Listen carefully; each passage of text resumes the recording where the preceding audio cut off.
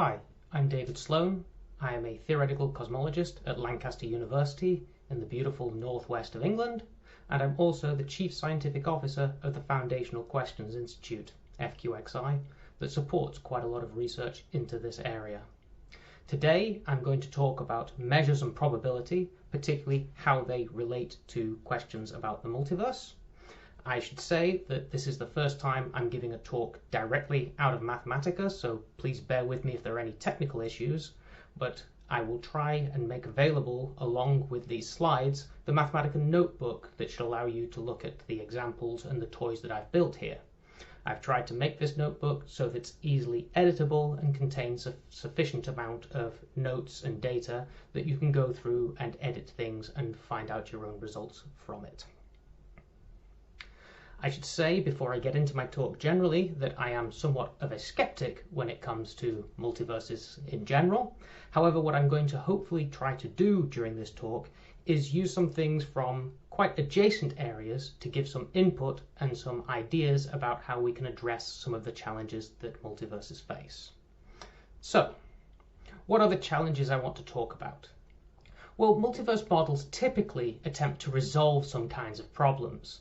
They're typically invoked when you have something that seems to have a low probability. For example, the classic invocation of a multiverse is Weinberg's argument to explain the cosmological constant, in which you have this strong anthropic constraint that the cosmological constant has to be quite small, otherwise you wouldn't be able to form structure and life within the universe. However, if you say perhaps this cosmological constant takes different values across some axes of multiverses, then this turns this into somewhat of a weak anthropic principle, because now you no longer have to explain the value that the cosmological constant takes. We shouldn't be surprised that we find ourselves in the habitable region. However, when you use reasoning like this, you tend to face some quite strong theoretical challenges, some quite strong challenges in understanding the reasoning that has been used and in making precise the actual question that you're answering. For example, the space of universes within your multiverse may well be infinite, and infinite spaces have real challenges in defining probability. Using things like naive frequentism, for example, often results in dividing one infinity by another and getting a result that is at best ambiguous. Likewise, we often have no a priori notion of probability given to us. We don't have some way of assigning probabilities to these events. They're just events that, or observations, I should say, that appear strange. Sometimes we cannot even self-locate within the multiverse. So, for example, to know whether we are in one instance or another instance of a universe within a multiverse, unless I can take some very precise measurements, or if I can measure along some axis, I might not be able to tell you where in the multiverse I actually am. And of course, the possibility space is also essentially arbitrary. In the example of the cosmological constant that I've given, the values of the cosmological constant we presume take on numbers from the reals, for example. But ahead of time, I often have no reason to believe this. Of course, there are instances in which this possibility space may be non-arbitrary. In fact, if a multiverse is a side effect of some physical process, you might be able to say what the seeding of these spaces are, and then perhaps the possibility space is known. But in general, we're going to find that some of these invocations really don't tell you what a possibility space is. Of course, the ambiguity in the questions that we ask is going to be two-edged, because if we say this object has a low probability, you really need to be precise about what you mean by that. And in fact, if you want precise answers to these questions about, what means a low probability, what likelihood there is of making a certain observation from within a multiverse, you really need to make your questions precise. You need to be very accurate about what exactly you want answered. So, what I'm going to attempt to do is use some mathematical formalism to try and put some of this on a stronger footing. A probability space is a triple. So we have a sample space. The classic example is you roll the die, and the samples you can get come from the numbers 1 to 6. There are a set of outcomes associated with this sample space.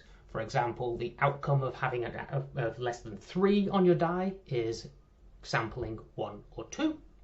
And there is a measure. This is a way of associating a probability with each possible sample and hence each outcome. Now this starts to raise a small challenge for multiverses, or even just within the universe, and this is where we're going to get our inspiration from. None of these are really actually given. So we can't use frequentism in the way that we normally would for designing probability, because we only live in one universe. We only have one set of observations. In other words, when we think about our example of rolling a die, the reason we know the sample space of the die is perhaps because we've rolled lots of dice. If we've rolled lots of dice, we've seen 1s, 2s, 3s and 4s, and we could even use some sort of frequentism to come up with an idea of how often you see each number. And if your die is fair, you can sort of come up with the frequency that you will see the number 4 being 1 time in 6. However, we can't re-roll the universe. We cannot go through again and see how frequently one thing occurs as opposed to another, so we can't really use this idea of having a sample space or even a set of outcomes or measure. All we have is a single instance. In other words, we're in a position which is more akin to we can see one side of a die. We don't know how many sides the die has. We don't know how it was rolled. We don't know anything about the properties of the rest of the die at all, other than we see a certain number on one side of it, and we say, how likely is it that that die would have ended up with that number? So, I've just gone through a bunch of things that are problems. The idea now that I want to use for the rest of this talk is to learn from places where these kinds of moves almost work, or where they are close to working, where we can make inferences that do make sense, and where we can come up with a technical and a well-defined answer to some of these questions, or even just be able to define the questions properly. So, let me introduce how I'm going to do this. I'm going to introduce a measure called the Liouville measure.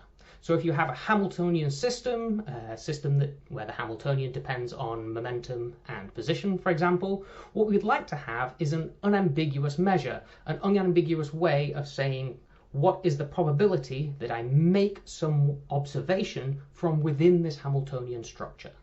The idea we're going to take is that we're going to use physical observables and pre-existing structures. So in other words, when I come up with a measure, I'm not going to be inventing a measure to solve my problem. I'm going to take some off-the-shelf physics and use that to infer my measure. I'm going to take observables that I actually already have access to and use those to answer my questions. And I'm going to pose my questions in terms of physical observables.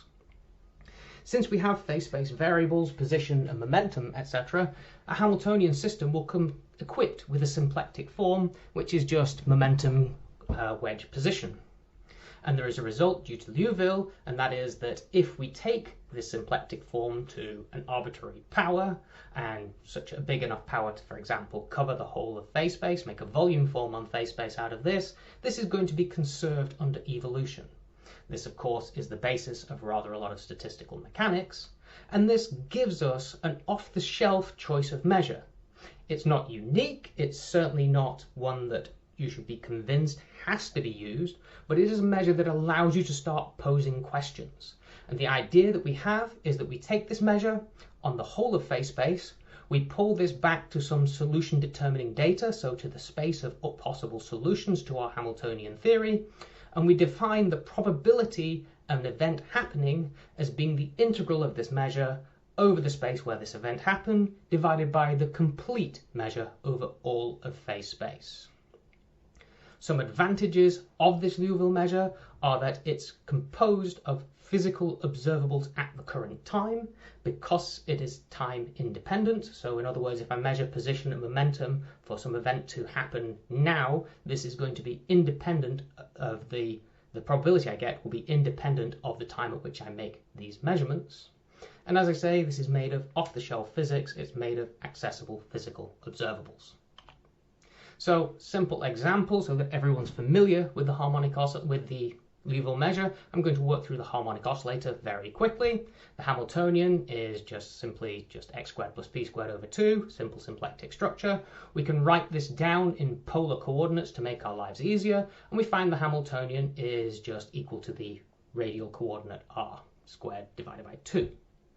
The Hamilton vector field, that's the evolution of this system, just turns out then to be rotation about the origin, and we see from this that the Liouville volume occupied by a set of solutions will be conserved under evolution. So I've made a little toy here, which you could see if I start with some space of solutions and I evolve this forward or backwards in time, this shape actually just rotates about the origin, so the volume that it covers out of the total phase space will be used as a measure, and this volume is conserved under evolution. Let's move on and do something a little more complicated now. Let's now work with a two-dimensional harmonic oscillator. The reason I'm going to do this is because this allows us to ask a bit more complicated questions and to learn a few things, for example, about infinities. So, the Hamiltonian, again, relatively simple, but what we can do is adapt this to polar coordinates once again, adapt to a three-sphere, given once again by the polar coordinate squared over 2 being the Hamiltonian. Here I give what the coordinates are, I find the symplectic form and the Liouville measure in this case, and the Liouville measure, unsurprisingly, just turns out to be the volume form written in terms of these coordinates.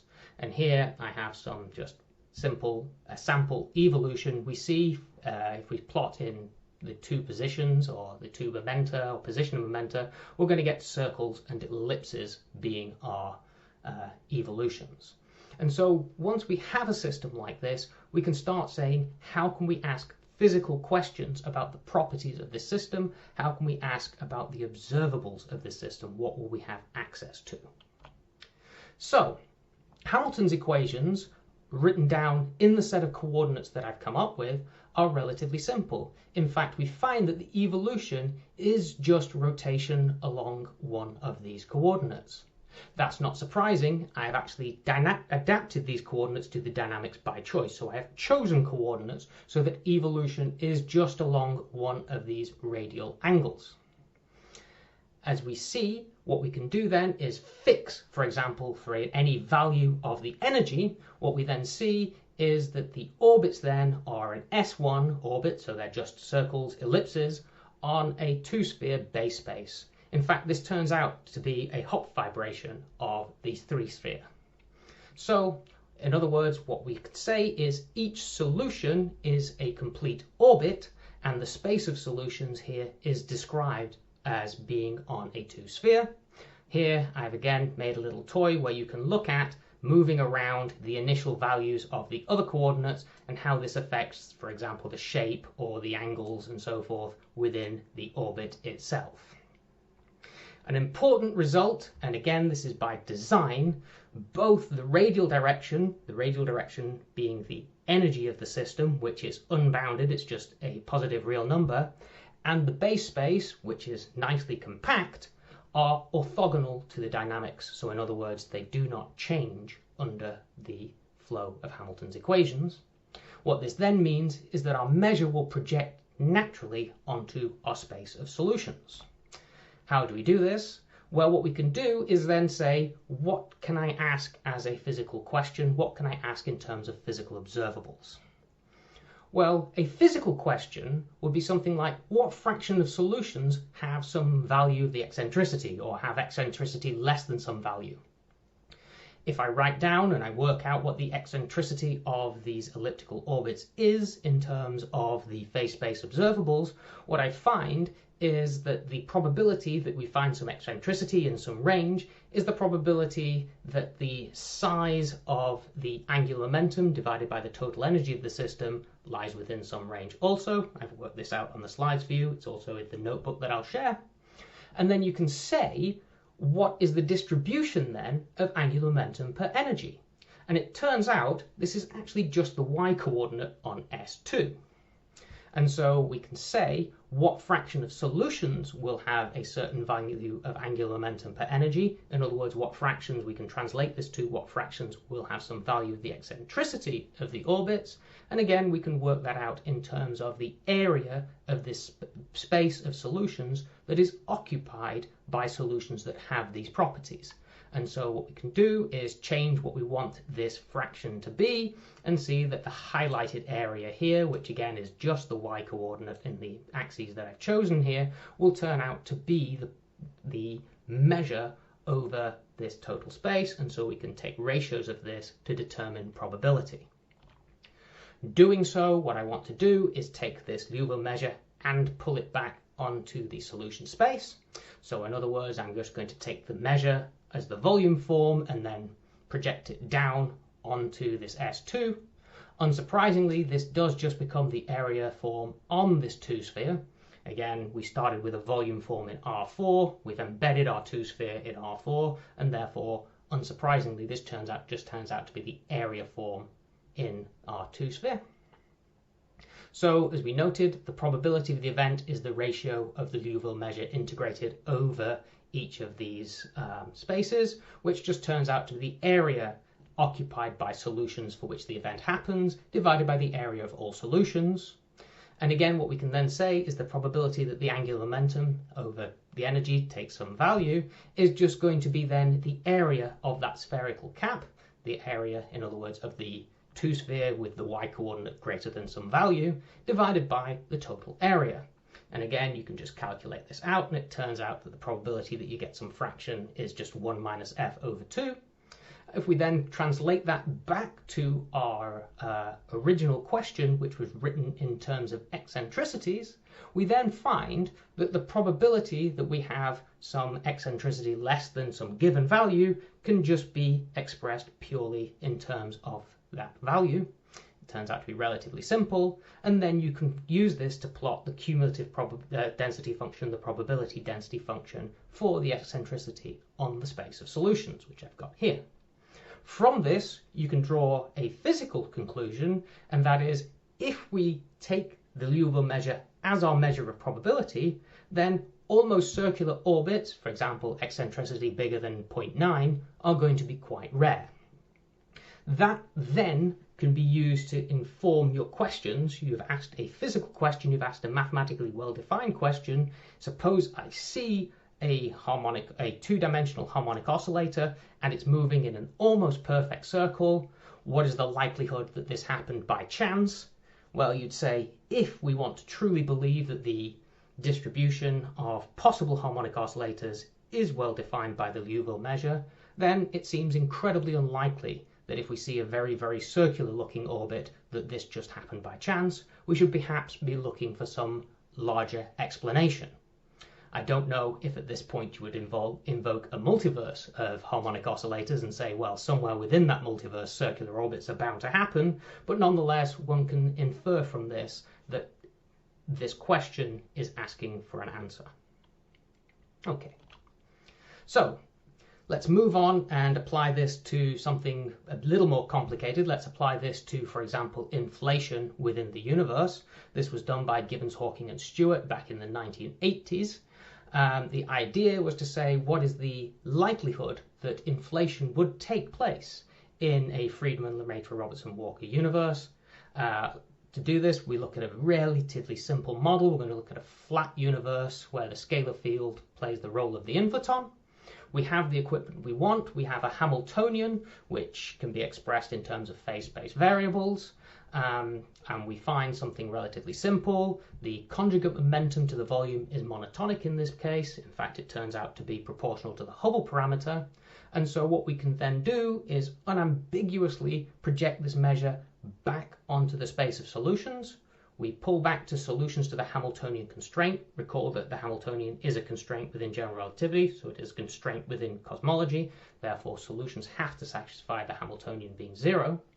And then we can say, because the Hubble parameter is monotonic decreasing, each solution will cross each value of this one time precisely. Therefore, we can pull back our measure to this point, and we find that we do in fact get from this a Liouville measure on the space of solutions. There is a problem though, and the problem is that the space of solutions is not compact. The volume related to the scale factor in fact takes values on R+.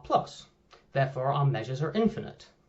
Now Gibbons, Hawking and Stewart, the solution to this was to say, well that's true, but let's just implement a cutoff in volume. We can then appeal to the conservation of the Liouville measure and then say that, well, it didn't matter when we applied this cutoff because of time evolution means we can have done this at any time, and therefore once we calculate a probability we have an unambiguous result. However, out of this contradictions seem to arrive, and one of the contradictions that happened quite quickly, that was seen quite quickly, was the results seem to change based on the value of the Hubble parameter chosen, which seems to stand in stark contrast to the conservation of the measure. So what went wrong? Well, we actually see attractors occur within inflationary cosmology. In fact, you see them in general in cosmology. The measure itself may be conserved, but the cutoffs were not. In fact, solutions that inflated more occupied a larger range in volume at later time. So the solutions that underwent a lot of inflation, they saw a lot of spreading of their Liouville measure on volume, which meant that they focused on the scalar field and its velocity. And in fact, what you then see is that the solutions that inflate the most become the attractors within this system. And this is important because the volume itself was not a physical observable. And this led to all kinds of contradictions and all kinds of problems within interpreting the system. So what went wrong? Well, there is a symmetry in cosmology under rescaling the volume and the conjugate momentum to the scalar field. It's generated by a vector field on your phase space, which we can just call a similarity, which just rescales the volume and the scalar field.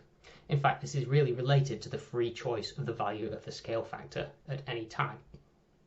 We also actually had the same choice, if you remember, within the two-dimensional harmonic oscillator. We could have chosen any constant energy surface for our harmonic oscillator, and yet we seem to end up with unambiguous measures in that case. So what was the difference?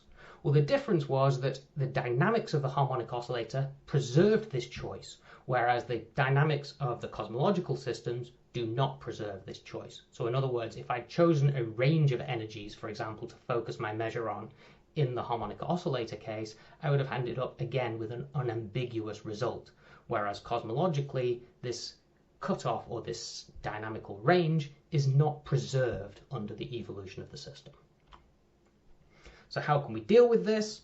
Well, it's not really the subject of this talk, so I'm not going to spend a lot of time on this, but this is something I've worked on for quite a long time, so I am going to mention it here. You can actually project out these kinds of scaling symmetries. These turn out to be what we call dynamical similarities. You can project them out at a cost.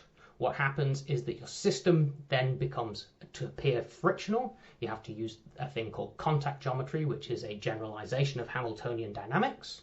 This has a lot of interesting features. We've explored some of the interesting things for this in terms of full general relativity. Interesting things happen near singularities, etc. But again, as I say, that isn't the subject of this talk, so I won't really focus on it. But the one thing I want to do here is say that when you do look at this, you can once again create measures and then look at when these kinds of measures will be preserved. And the reason that in the harmonic oscillator the measure is conserved is because the frictional direction is not part of the Hamiltonian. So the Hamiltonian, the contact Hamiltonian for the harmonic oscillator projected down just becomes unity. It's a very, very simple Hamiltonian. Whereas the contact Hamiltonian for cosmology still contains a Hubble parameter, and the Hubble parameter here turns out to be the cause of friction within the system.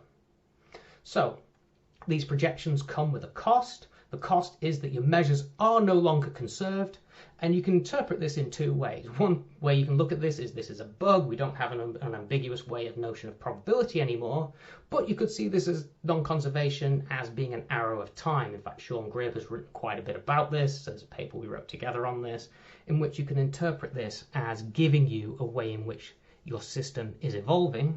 And one of the reasons that's really interesting is because you can show that in a system that has friction, in a system where measures are not conserved, you can use the fact that the measure is non-conserved as a form of Bayesian updating.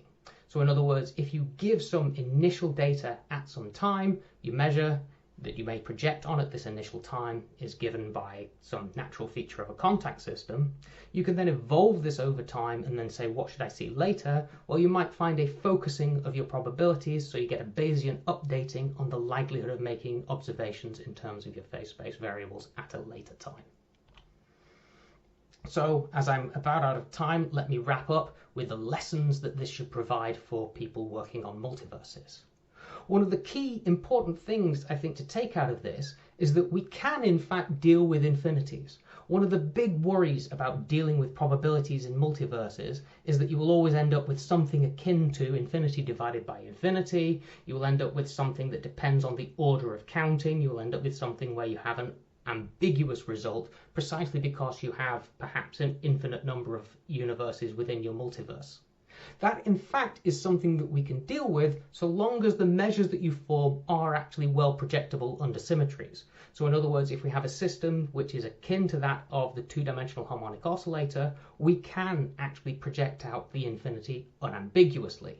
The problems come when we cannot make this prediction, or when we cannot, make this projection, when we don't have a good way of reducing ourselves down to a simpler system. Our measures, I believe that the thing we get taught here is that our measures should be based on physical observables. Again, this was the difference between the harmonic oscillator and the cosmological system. The cosmological system included within its phase space variables the volume, which is not actually physically measurable. We can measure the Hubble parameter, but we can't ever measure the actual size of the universe. And likewise, they should be built using existing tools. That way you can get around a lot of these sort of problems that you face of, well, your measure is just chosen to give you the result you want, or if I'd used a different measure, I would have got a different result. Of course, it is always true that the probability of an event happening will depend on the measure you use.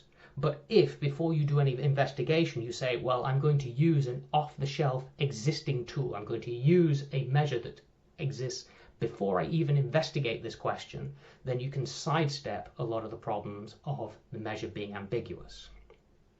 Even then, though, a note of caution, as we saw, this might not work precisely as you wanted it to, but what it tells you again is that you should be asking your questions very, very precisely. So to come back to the example, the classic example of the value of the cosmological constant, instead of asking something like, why is the cosmological constant so small? This is an undefined question. What you really need to be doing is saying something like, if we assume a Jane's prior on a range of the cosmological constant within the reals, and it's got to be bounded by this number and this number, then the occupancy of the area of the cosmological constant, which allows for the structure formation and and humans to exist, is small. If you start asking these precise questions, then you stand a much better chance of getting a good answer. And finally, just a note of what I think is going to be hopeful. Sometimes you have to take your unexpected answers for what they are. When we first started looking at probability in inflation, when I first started doing this as part of my PhD way back more than 20 years ago, I was not expecting that there would be this measure focusing. I was not expecting that we'd investigate these different types of symmetry, but you have to take the unexpected answers that you get for what they are, and they are hints perhaps to look at new things that will come out of the investigations that you do. And a key thing that came out of this is sometimes something that looks like a bug, the non-conservation of the Liouvre measure, is in fact a feature of your system that's in disguise, and you just need to know how to exploit it better. Okay, I will stop there. Thank you very much.